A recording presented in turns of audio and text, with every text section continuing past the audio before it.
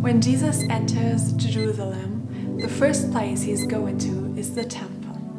Imagine the temple. It was a holy place. And Jesus refers directly to Isaiah, where it says, "My house will be called a house of prayer for all nations." All nations. That means no one was excluded, everyone was welcome. But what happened now in this house? Jesus said, "You make it a den of robbers." Why? Inside the temple, they sold animals that people could buy to bring a sacrifice to God. But they were a lot more expensive than outside the temple. And the priest would only accept the animals that were bought inside. So people were excluded. It was an unfair system that did not honor God. So Jesus knows that the time has come to do something, and he cleanses the temple. He wants to make a point. He wants to say, here, everyone is equal and everyone is accepted.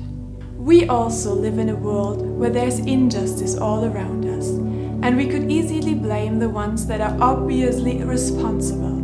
Politicians, leaders, presidents. But what about you and me? You could say, I'm just a single person, I cannot really make a difference. But Jesus was just a single person and he made a huge difference. Okay, Jesus was God, but the Bible also says that Jesus lives in us. And it also says that we are the temple and God has his dwelling place inside of us. So we don't have an excuse for not following Jesus and having the same heart that he had. Sometimes it also helps me to think about people in the past who actually trusted God and were courageous and made a difference.